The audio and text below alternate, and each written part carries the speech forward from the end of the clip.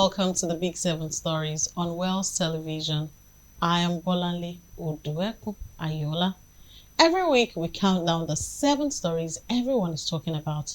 From the news that shakes the nation to the events shaping our world. If it made the headlines, it's right here. Let's get into the Big 7. We start with our first story. President Bola Tinubu has insisted that 2 years of reforms under his administration have stabilized Nigeria's economy and restored the country's global respect. He made these remarks on Tuesday evening during a meeting with the Showo of Ogbomoso land, Oba Gandhi Afolabi Olaoye. At the State House, he likened the country's economic recovery to a patient revived after years of hemorrhage, blaming past corruption, smuggling, and currency arbitrage for draining national resources. He also stressed that education remains a center pillar of his agenda, highlighting the new Nigerian Education Loan Fund that we all know as NEL Fund, and directing his ministers to accelerate infrastructure projects in Ogbomoso. Now, a closer look at some of these claims are telling a different story. The president declared that Nigeria was no longer borrowing, but official records are showing that Nigeria recently floated a 4 trillion naira bond in June and secured Senate approval for $21 billion in fresh loans. The president also claimed that Nigeria met its revenue target as early as August, but media data are indicating that less than 50% of the 53 trillion naira budget has been realized as of June 30, 2025. Now, the president also said that the economy has stabilized and that the naira had improved from 1,900 naira to a dollar to 1,450 naira to a dollar. We should know that inflation is still above 30%, the interest rates remain high, investors are wary, and the currency generally actually slipped from about 737 naira at the start of President Bola Tinubu's tenure to around 1,550 naira today. Our second story on the Big 7 Stories has to do with the CNG. Now, the federal government during the week denied reports suggesting that it increased the price of compressed natural gas that we know as CNG. This was said in a statement issued by the Presidential Compressed Natural Gas Initiative, that's the PCNGI, on Tuesday. The agency's brand and corporate communications manager, Matilda Johnson, clarified that the recent adjustments announced in some filling stations were decisions that were taken by private operators and not the government. She went on to explain that President Bola Tinubu's directive is for CNG to remain a cheaper and cleaner alternative to petrol and diesel, and she went on to assure Nigerians that the program's long-term goal is nationwide accessibility and affordability. The PCNGI also revealed that the sector has already attracted nearly $1 billion in private investment, a figure that is meant to signal growing confidence in the initiative.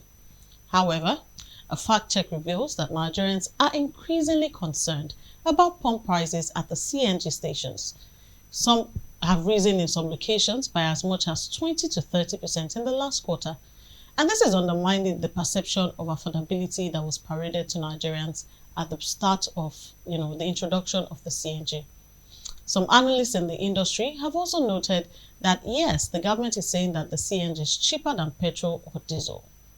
But weak regulation around that sector may mean that private players in that sector have the wide discretion to set prices, and before you know it, the prices will come up to what petrol is saying. Our third story on the Big 7 Stories for today is going to the education scene, where the WAEC's head of national office, Dr. Amos Dangote, on Tuesday, September 2nd, reaffirmed that the West African Senior School Certificate Examination, WASE, will fully migrate to computer-based testing, that's CBT, by 2026. He said this during a sensitization meeting with members of the National Assembly Committee on Education in Abuja.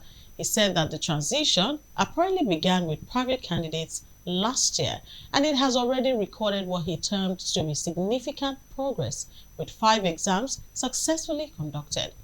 He then assured stakeholders that WAEC has managed to deliver CBT exams even in hard-to-reach areas without disruption, and noted that candidates' performances in the new format have been empirically better than in paper-based tests. Also, in the same vein, in Port Harcourt, during a sensitization program that was held on Thursday, September 4, the head of examinations, WAEC, Mr. Lucky Unjuagwani, outlined the infrastructure that schools must put in place to qualify as CBT centers. The requirements include at least 250 functional laptops with 10% backups, a robust server capable of supporting 250 systems simultaneously, local area network, that's LAN facilities, uninterrupted electricity, a 40 kVA backup generator, air conditioning, functional lighting, CCTV cameras, a holding room for candidates. And he said that schools that are unable to meet these standards will be assigned to designated centers. This moves by WAEC, while commendable, also should look at the reality of things in Nigeria. While CBT could cut logistic costs and strengthen exam security, many schools, especially in rural areas and some schools even in the urban areas, are struggling with inadequate power supply. Nigeria as a country is struggling with inadequate power supply. Many schools are struggling with outdated ICT infrastructure as well as limited funding. And many educational stakeholders are warning that without targeted financial support from the Bank of Industry, the MSMEs, intervention funds and the likes for private schools, this policy may widen the inequality between urban schools and rural schools. On our next story on the Big 7 Stories, health authorities in the Democratic Republic of Congo, DRC, on Friday, September 5, confirmed a new outbreak of Ebola virus disease, EVD, in Kasai province. They reported about 28 suspected cases and at least 15 fatalities so far, including health workers. Now, the World Health Organization, that's the WHO, said the outbreak was detected after patients presented symptoms that were consistent with Ebola, prompting immediate testing and surveillance. WHO's regional office explained that lessons from previous outbreaks in the DRC would guide their response, with the medical teams now deploying surveillance systems, treatment supplies, Ebola vaccines to the affected regions. WHO has also released $500,000 from its emergency fund and is providing 2,000 vaccine doses to protect contacts and frontline health workers. This is the 16th recorded Ebola outbreak in the Democratic Republic of Congo. And in response, Nigeria has stepped up its health surveillance at airports, seaports, land borders, to prevent this virus from spreading into the country. This was told to reporters by the Director of Port Health Services, Dr. Akpan Nse, on Friday, when he said that officials are screening all travelers from Congo, including transit passengers, and they are collecting medical histories through mandatory forms. He also said that nationwide surveillance portals have been reactivated and extra staff have been deployed with WHO's support. Recall that in July 2014, a Liberian-American, Patrick Sawyer, flew into Lagos while infected with Ebola.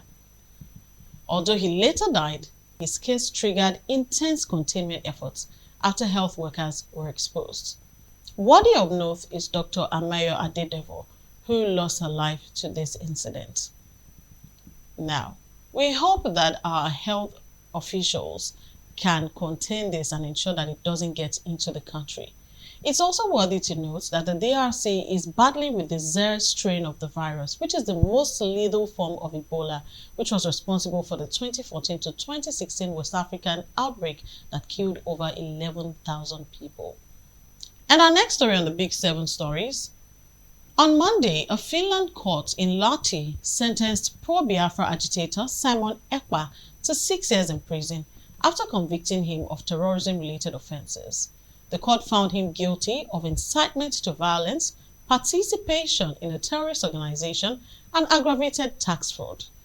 The judges ruled that between August 2021 and November 2024, Simon Ekpa exploited his online platforms to issue violent sit-at-home orders in Nigeria's southeast. We all remember the sit-at-home Mondays. He was also said to have supplied arms to militant groups and encouraged attacks that led to deaths and widespread destruction of property.